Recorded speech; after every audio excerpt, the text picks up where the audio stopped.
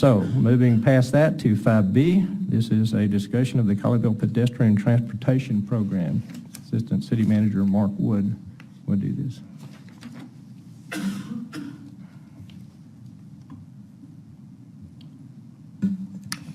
Good evening, Mayor and City Council. Mark Wood, Assistant City Manager. Tonight, I'm going to talk to you about the Colleyville Pedestrian Transportation Program, namely sidewalks and trails. And there's a lot of components to what the city is doing with sidewalks and trails, and so I'll, with slides, walk you through each one of those components. So the first component is regarding sidewalks. And so the city adopted a new sidewalk policy in July of last year. July 2nd, 2018. There were several components to the sidewalk policy that were updated, and you can see them on the slide. So the main components were that sidewalks should be installed or cash in lieu payment made for each new home constructed.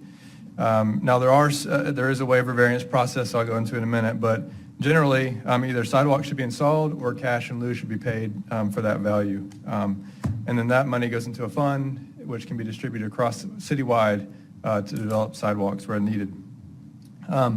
You can see that new development with a new road, sidewalks via the policy are required on both sides of the street. An exception would be a single loaded residential roadway.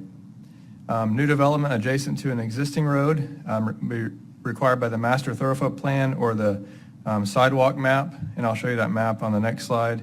Then a sidewalk is required. Existing development or a single-family home, if it's required by the thoroughfare plan, the sidewalk map, if it has 300 feet of frontage, street frontage, or on a street with 50% or more existing sidewalks, then a sidewalk must be put in. The sidewalk policy also addressed design standards, and the primary elements of that were 4 foot for residential minimum, 5 foot minimum for a collector street, and then the sidewalk should be 1 foot off abutting property line. The waiver process, some factors that could be considered via the policy are if the sidewalk is cost prohibitive, there's severe topography issues, or if there's adverse pedestrian activity issues such as noise or other potentially traffic issues. The approval determination for the waiver, the process is that it goes to the city manager's office, and the city manager makes a determination. The appeal to that decision would be to the city council. And then finally, the remediation process. So if there's a home within Colleyville that has a sidewalk that was put in that was not required on the map, kind of that sidewalk to nowhere type scenario in the past, it could be removed by that property owner. The cost would be paid for by the property owner, and then cash would still have to be paid in lieu of that sidewalk. So those are the main components to the sidewalk policy that was adopted in July of last year. On this slide, just wanted to show you the two maps that are referenced in the policy. The one on the left is the sidewalk map. You'll see the date on that is November of 2008. It has been a while since that map has been updated. As a part of that discussion with the policy, the committee that the city council appointed a sidewalk committee that looked at the policy, made recommendations. One of the kind of discussion points was this map being updated, and I think that was a discussion for a future action, and the city council had discussed that at that time. On the right-hand side, you can see the master thoroughfare plan, and these maps are available on the city's website to look at in more detail if you would like to.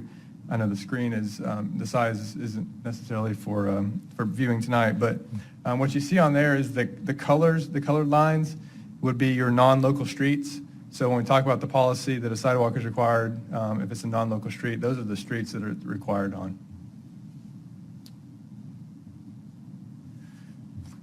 So in terms of sidewalks and developing a master plan, again, I mentioned the city council review and update of the map, and that's forthcoming as discussed with the sidewalk committee, and then also in that discussion last summer when we ultimately approved the sidewalk plan. Part of that discussion will be to come up with a 5-year CIP. We have a 5-year CIP for nearly every capital project within the city, and so that will be a part of this as well. A part of that CIP will be identifying a funding source. So we certainly received the cash in lieu for certain sidewalks, but also finding other funding sources to implement sidewalk plan. Some of those may be grant opportunities. However, I did mention grant opportunities may be limited for sidewalks, whereas on the trail side, they're more abundant. So, you think about Texas Parks and Wildlife and different grant opportunities. They're typically more available for trails as opposed to sidewalks because that's more of a neighborhood issue, interior to a neighborhood, more non-local local streets. And then part of that plan will also be prioritization.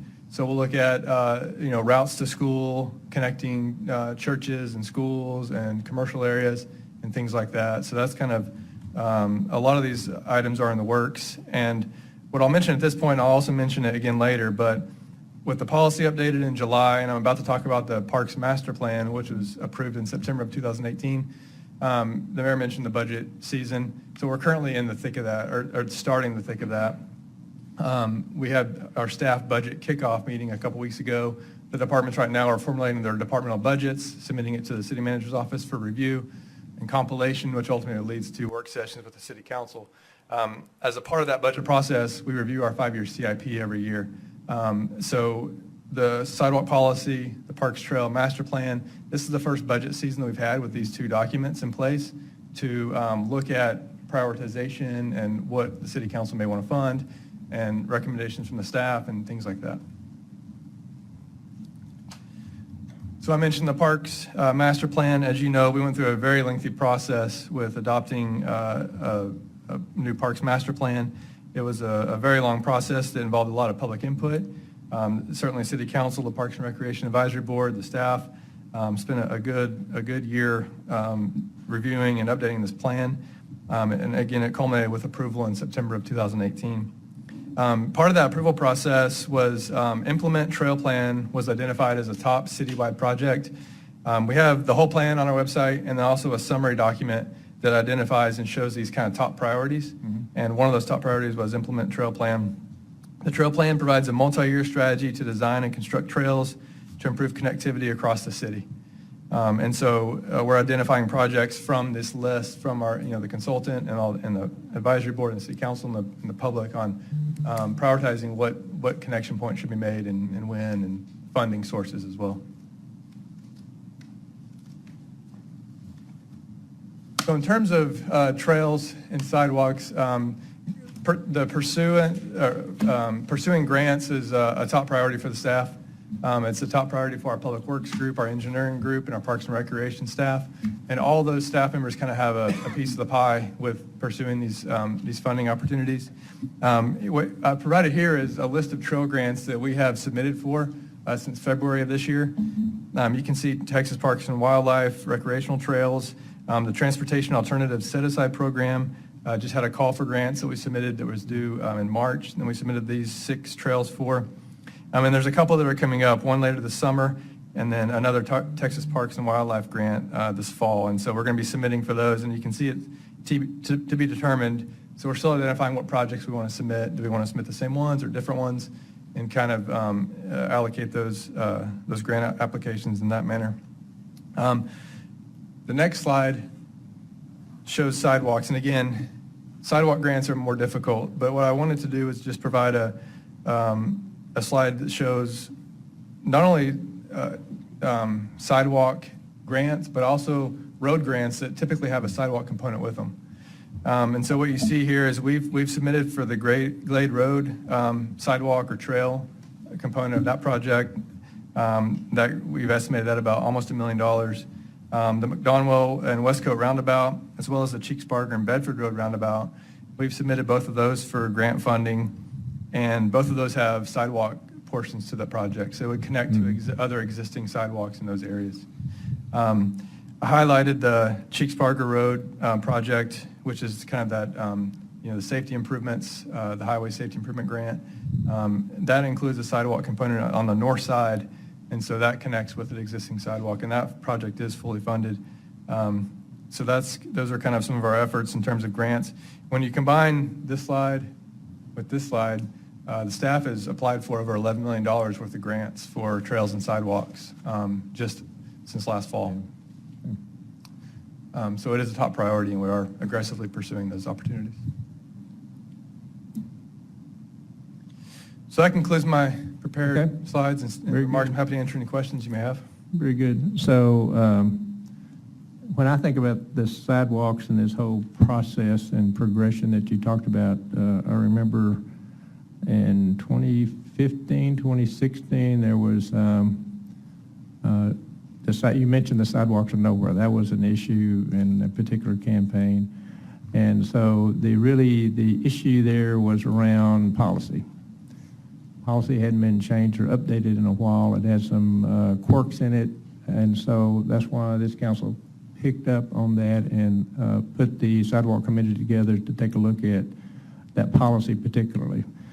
We put people on that committee that actually had complained about it, and that works because they know something about it. And so, to me, the most significant, well, there's a couple of significant things came out of that. There were some details around design and standards and whatnot. Those were all great things. One of the most significant things to me was somewhere along the line, the sidewalk map that was last updated in 2008 was disconnected from the policy completely. So there was no connection. And so the challenge then, and when people built a house or developer did to require to build a sidewalk, it was you build a sidewalk or you escrow the money. There's no option.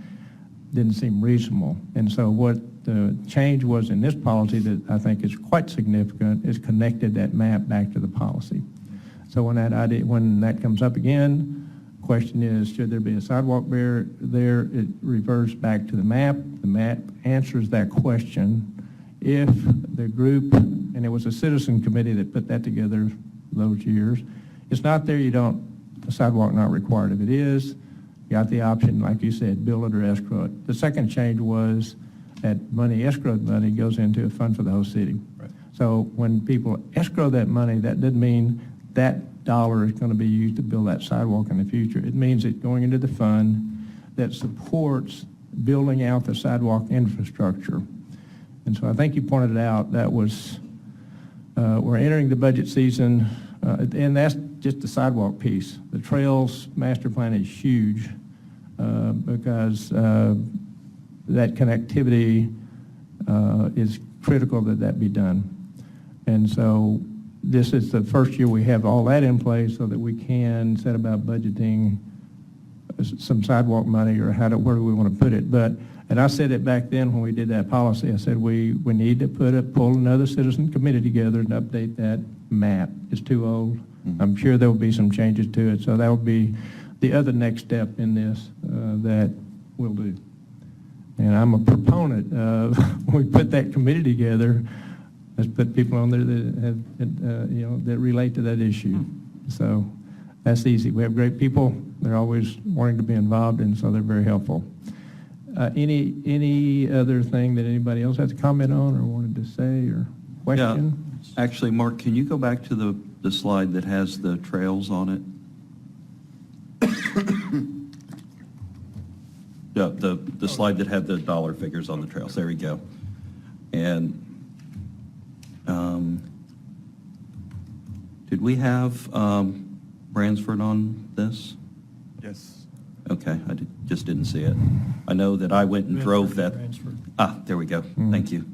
I went and drove that the other day, and it's just slightly around 0.6 miles, and it's almost $900,000 for that. So I wanted just to point out that it takes a lot to go and do even a very short piece of sidewalk when it's within a already developed area that's been that way for a very long time. We'd have to go back and dig it out, put in box culvert, and then put a sidewalk on top of that. So I know that was one of the things that I got asked last year.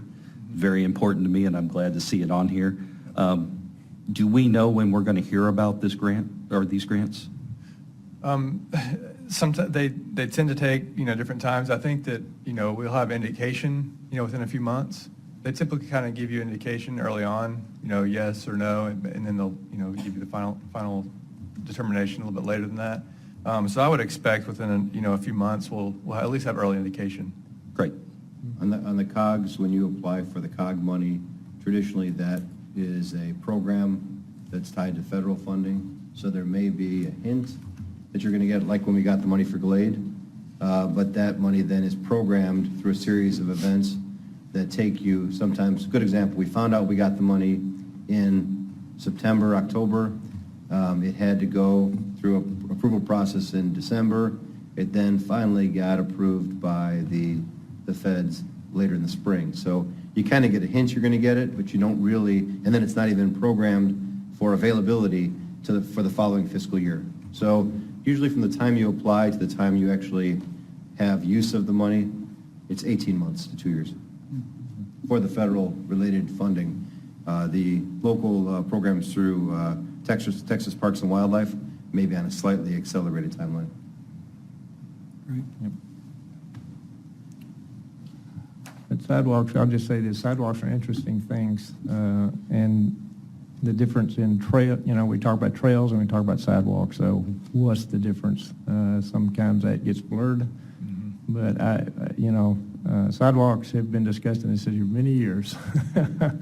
And it's interesting when you start talking about sidewalks in particular subdivisions, there are a whole variety of opinions on that topic. It's kind of interesting, but not trails.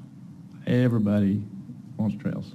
Yep. And because we got great facilities between cities, we got the Cotton Belt Trail, we got our parks, and actually some of these were picked because there's gaps in those trail connectivities that can be easily filled in, and so we're going after those high priority gaps on the trail side of it, and I think we'll get that done pretty short order. And we should have those done all along 26, Yeah. Glade Road, Mhm. all the new construction that's going on. Yeah. We'll have our trail Yeah. system. And you're right, it is interesting. I remember a couple of years ago when we were walking the houses, they had finished up, Kingston over there. And some of the people we would talk to wanted the sidewalks in their yard and the other half didn't. And it was Yeah. like the war over sidewalks. And so the interior sidewalks, we found out that that's the Yeah. fight. But the master trails and stuff, like you said, everybody wants Yeah. that, and that's what we were striving for, and that's why we built the new map in Yeah. 2018. Yeah, That was the big key and issue. Yeah, and that reminds me, when that map was done, and the ones that were previous to the map, the priorities were sidewalk, from a sidewalk perspective. Priority one, get kids from schools to houses. Yep. Priority two is getting them safely to parks and whatnot. So there was a strategy around that, it needs to be redone. It's just too old. Yes. Mayor, just for clarification, the difference between the two terms, traditionally a sidewalk is 4 to 5 feet in width, a trail is 8 to 10 feet, and the trail will follow a national standard, the AASHTO standard. Yeah. A sidewalk will follow your local policy. So traditionally we go with 4 feet. There are some areas we do 5 feet if it's in close proximity to the road, but the trails then tend to be 8 or 10 feet. They're designed for more frequent use by bicyclists as well as runners and walkers. Congestion. Yes. Yeah. Absolutely. And different degrees of speed. Exactly. The bicyclists as And opposed to skill joggers. levels. I have a new biker at home, she's not very skilled. Needs more space. Enjoying it, but yeah. Okay, thank you very much, Mark. Any other, y'all have any other questions or comments? Thank you. Okay, then we'll move to agenda item 6. But it wasn't a Yeah, we're in the public.